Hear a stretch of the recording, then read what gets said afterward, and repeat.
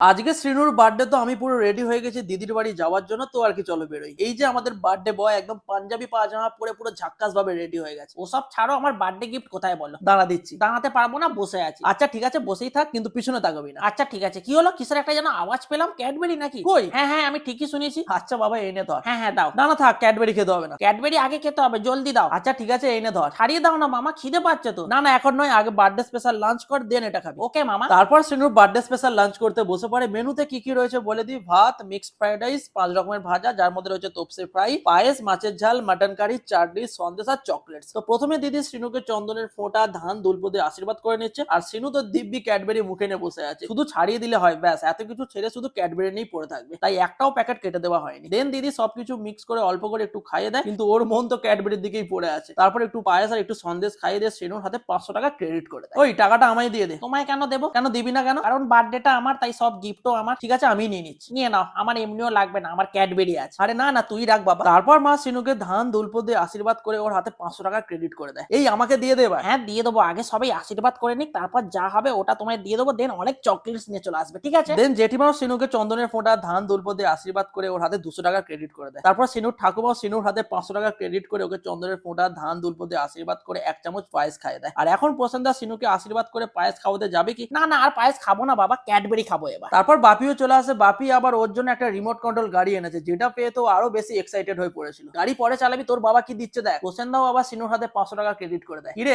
আজ তাহলে কত ক্রেডিট হলো? পরে হিসাব করবো মামা, তার আগে গাড়িটা চালিয়ে নি। এখন বাপি শ্রীনুকে ধান দুলপো দিয়ে আশীর্বাদ করে নিচ্ছে। আচ্ছা ঠিক আছে, অনেক আশীর্বাদ পেয়ে গেছি, এবার আমাকে গাড়ি চালাতে দাও। দাঁড়া, পরে চালাবি, তার আগে আমি একটু আশীর্বাদ করে দিই। তোমাদের সবার আশীর্বাদ তো আমার সাথে অলওয়েজ আছে মামা। সে তো আছেই, কিন্তু আজকের দিনটা তো একটু স্পেশাল, তাই না? হ্যাঁ সেটাও ঠিক। নে এবার একটু পায়েস খেয়ে নে। নাও খেয়ে নিচ্ছি, এবার আমাকে একটু গাড়ি চালাতে দাও। হ্যাঁ হ্যাঁ, এবার তুই আরামসে মন ভরে গাড়ি চালা। কি হলো, কি ছাড়বে তো? গাড়িটাকে ধরে রেখেছো কেন? ছাড়ো বলছি। আরে এটা সামনে যাবার বাটন, এটা পেছনে আসার, এই দেখ। জানি মামা, আমি তো জাস্ট এক্সপেরিমেন্ট করছি। আচ্ছা তুই তোর এক্সপেরিমেন্ট কর, আমি যাই এবার পেট পুজো করতে। মিক্সড ফ্রাইড রাইস থেকে শুরু করে তোপসে ফ্রাই, মাটন কারি আর মাছের মাথা নিয়ে বসে পড়েছি দুপুরের পেট পুজো করতে। আর তোপসে ফ্রাইটা একদম পুরো চুমু খেতে হয়েছে ভাই। এরপর এই যে এত বড় মাছের মাথাটা ছাঁটাবো, শেষ করতে টাইম তো লাগবেই ভাই। ও ভাই, পুরো জমিয়ে জোরদার পেট পুজো করেছি। আর মাছের মাথাটা পুরো শেষ করতে পুরো 1 ঘন্টা টাইম লাগলো ভাই। এবার একটু জাস্ট রেস্ট নিয়ে নেবো, ব্যাস। তারপর একদম বিকালবেলায় ঘুম থেকে উঠে 1 কাপ গরম গরম চা নিয়ে বসে পড়ি। একটু পরে আবার কেক কাটিং হবে, তো তার জন্য শ্রীনু আবার এই যে একদম পুরো ঝাক্কাস ভাবে রেডি হয়ে গেছে। রিয়েলি তোকে ব্যাপক লাগছে রে। থ্যাংক ইউ মামা। এই যে এখানে কেক কাটিং হবে, তো তার জন্য প্রসেনদা এই জায়গাটাকে একদম পুরো ব্যাপক ভাবে সাজিয়ে দিয়েছে। দেন কেকের বক্সটা আনবক্স করে এ শেপের কেকটা টেবিলে সাজিয়ে দিয়েছে। আর শ্রীনু তো পুরো জোরদার লেভেলের হ্যাপি, আলাদাই মজা পাচ্ছে ও। আর মজা তো পাবেই, বার্থডে বলে কথা। তো স্পার্কেল জ্বালিয়ে হ্যাপি বার্থডে সুরে কেক কাটা সেলিব্রেশন স্টার্ট হয়ে যায়। মা বাবা নাও, এবার আমার হাতটা ধরো, সবাই মিলে কেক কাটবো। নাও মা,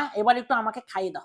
ব্যাপক খেতে গো, আর একটু দাও তো বাবা, রিয়েলি ব্যাপক খেতে গো। দেন এক এক করে শ্রীনু ঠাকুমা, দিদা সবাই মিলে শ্রীনুকে কেক খাইয়ে দেয়। তারপর আমিও চলে গেলাম কেক খাওয়াতে। তাড়াতাড়ি খাওয়াও মামা। আরে দাঁড়া, দাঁড়িয়েই তো আছি মামা, দাও এবার। এনে ধর।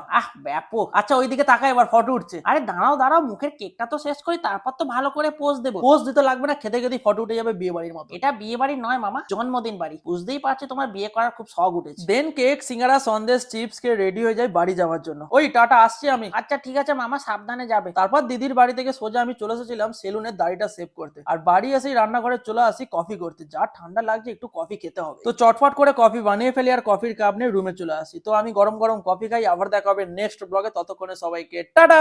আর তোমাদের অনেক অনেক থ্যাংক ইউ আমাকে বার্থডে উইশ করার জন্য। মামার ভয়েসের থ্রু আমি তোমাদের থ্যাংক ইউ জানালাম। যখন আমি কথা বলতে পারবো, আমি নিশ্চয়ই আমার ভয়েস দিয়ে তোমাদের থ্যাংক ইউ জানাবো।